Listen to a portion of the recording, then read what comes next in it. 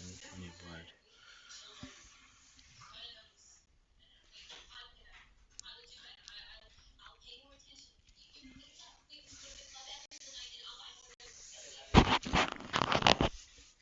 Hard durchsprechen Mascha as well.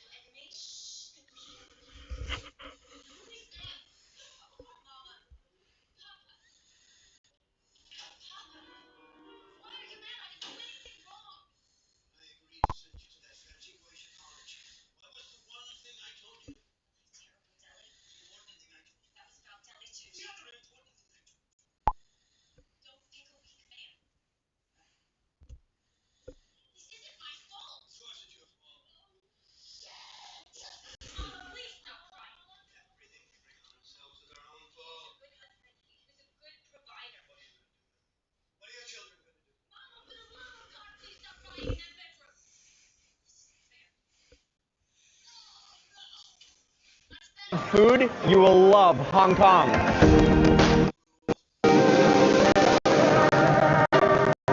If you love food, you will love Hong Kong.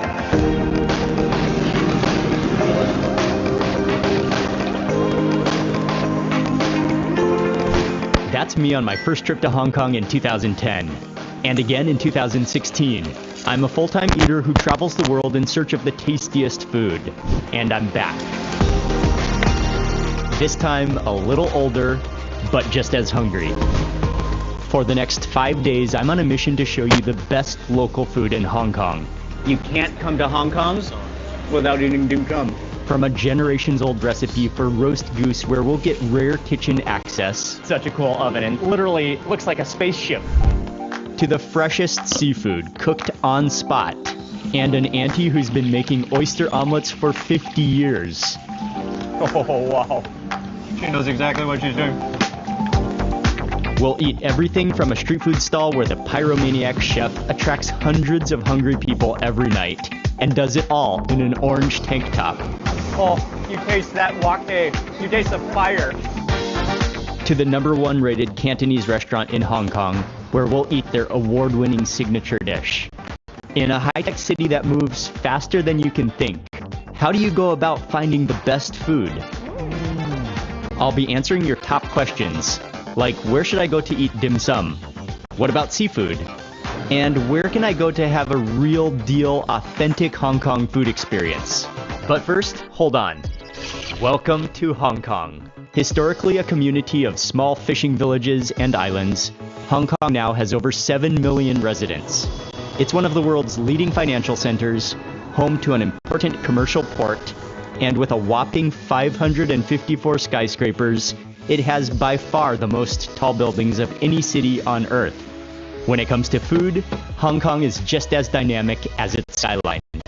You're never far away from a classic bowl of wonton noodles, a scorching clay pot rice, or a smoky stir-fry straight out of a wok. From the juiciest char siu in Hong Kong, Wow. to the fascinating story of the original typhoon shelter crab, you're in for an ultimate food adventure. I'm Mark Wiens. Let's eat our way through Hong Kong.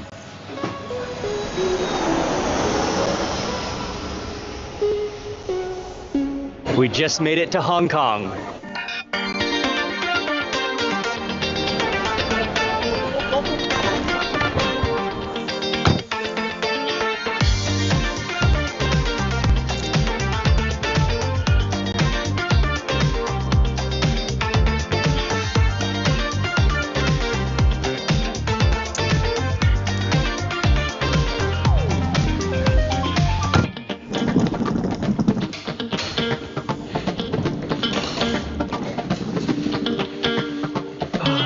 Okay. Great to be back in Hong Kong. I think it's been about 7, maybe 8 years since I've been to Hong Kong last. We're staying in the Tsim Sha Tsui area, which is right across the bay from Hong Kong Island. So we have a view of the skyline that's beautiful, but great to be back in Hong Kong. Of course, we're arriving here at nighttime, so we're not going to do anything tonight, but the food tour starts tomorrow.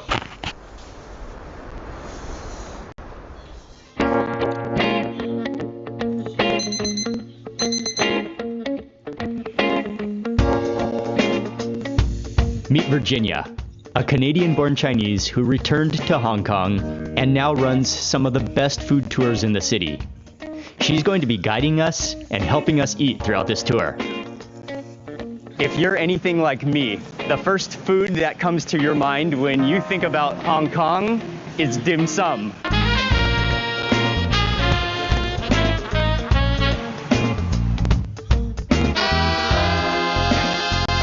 I think it's right on that second level where those windows are, right above the HSBC Bank.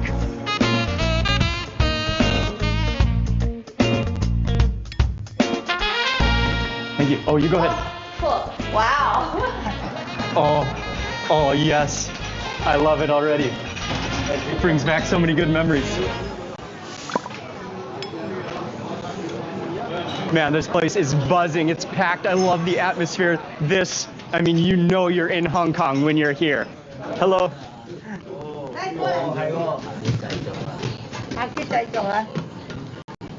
Oh man, this is so incredible to see. I mean, this is really behind the scenes.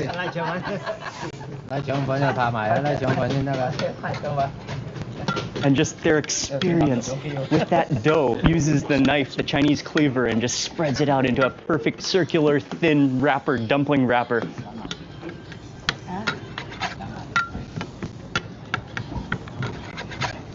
And they're in the process of making hakao, which are the classic classic dumplings. I think a mixture of, is it shrimp and pork? And then those pleats, they do it so delicately to wrap up the dumpling and then into the bamboo steamers.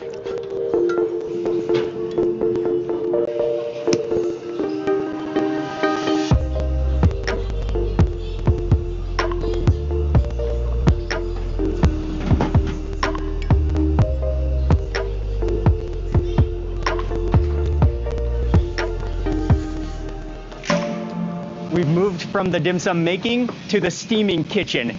Look at these stacks of dim sum.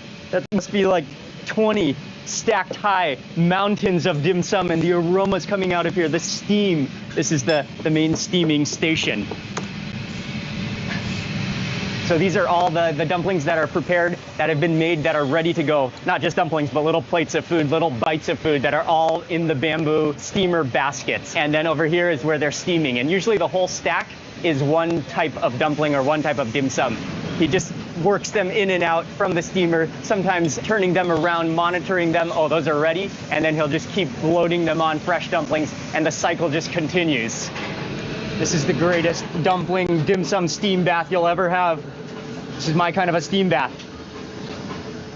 Actually, as soon as you sit down, the first thing you get is tea. Yep. And a lot of people, I mean, tea is kind of the foundation of what exactly is yum cha?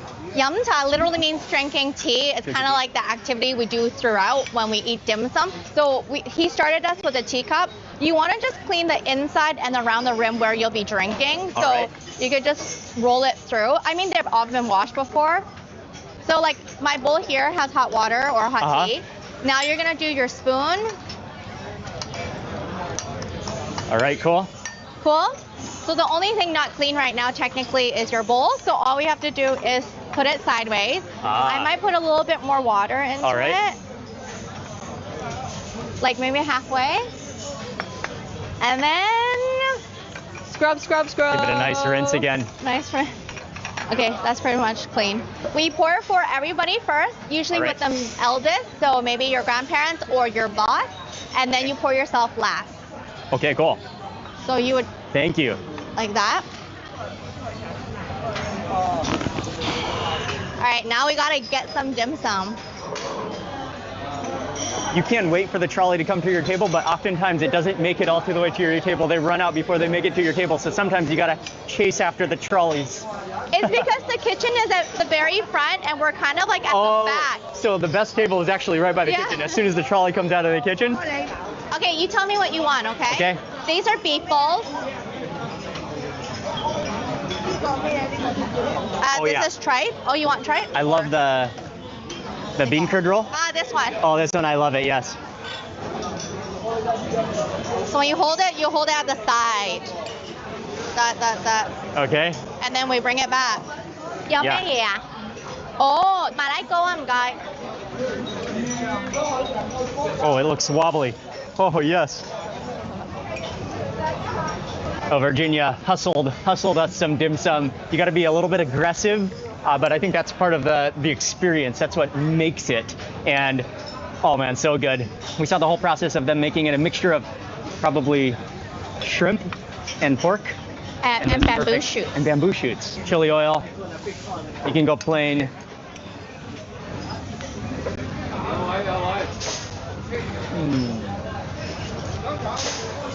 Oh, wow. It's just so classic and so, to me, it brings back so many memories. Because I used to go to eat dim sum a lot with my grandmother in Hawaii. And this is like, has always been one of my favorite, the hakao, just shrimp, the flavor of the bamboo shoots, really silkiness of the wrapper. Cool. All right, oh man. You can already smell the aroma of that with the glutinous rice. And usually probably some pork on the inside, some Chinese sausage. Oh, So, there you go. look how gooey it is on the inside. Oh, that smells so good. Here we go. Oh, sorry, this is your spoon. Oh, good.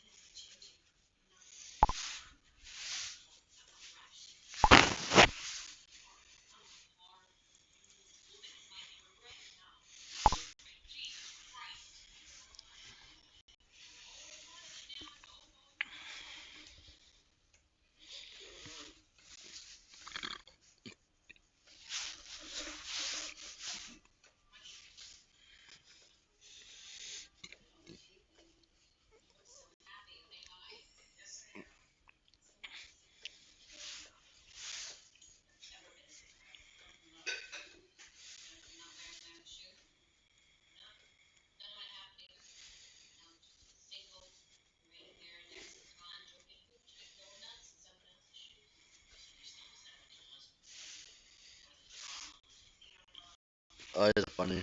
Hello, He's I'm always from funny. the Australian Government, here to Oh, introduce these our guys. new series, Things We Said We'd Do If This You ain't gonna Elected last Us, long. But Yeah Nah. In today's episode of Things We Said We'd Do If You Elected Us, But Yeah Nah, we look at that time we were in opposition and said, We don't need a culture of secrecy, we need a culture of disclosure. Protect whistleblowers, expand their protections and the public interest test. of course that was before you elected us. Since then, we've thrown this whistleblower in jail and are working hard to jail this one next. We've withheld information and refused to answer Senate questions at higher rates than ever, shrouded the NAC in secrecy, and gagged disability advocates with non-disclosure agreements. But nowhere have we taken a bigger shit on A culture of disclosure. than on our freedom of information laws. Because we also promised to Reform freedom of information laws so they can't be flouted as they have been by this government. things we said we'd do if you elected us, but yeah, nah. Our Freedom of Information Act is one of the most powerful tools you have for exposing government misconduct. It can be used by anyone, journalists, academics, even you, which of course is why we're making sure it doesn't fucking work. Let's take a look. The first thing we do when we receive your FOI request is come up with a bullshit reason to deny it. Want to know about our deals with piss off? Because we vindicated the right to shred No, government this is so secrets. boring, it's so FOI boring. committed to investigate approximately I never thought. fuck all. When you put What is this? you struggle what to is afford this? renting, Oh, and in please. these that Who cares? laws and being No! Oh, shit. Sorry, can't do this. Please. No, Where's Jimmy at? First thing. Jimmy boy, mate.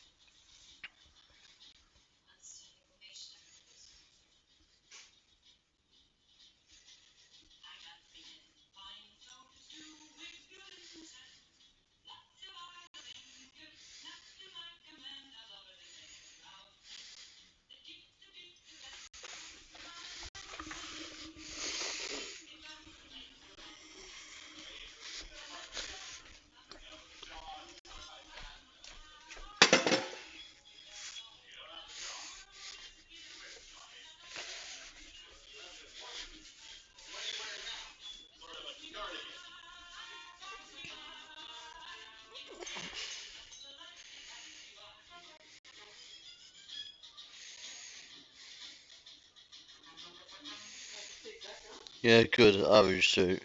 That's alright. Hardly any ham taste in there.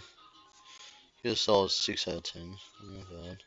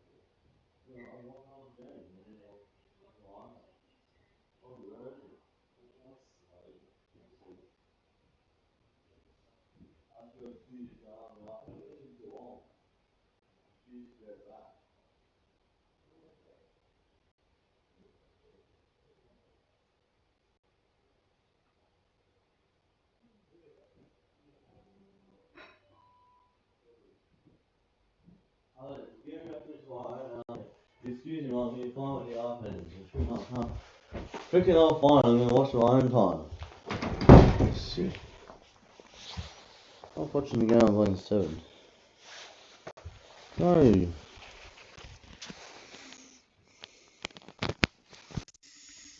Fucking hell. Jim.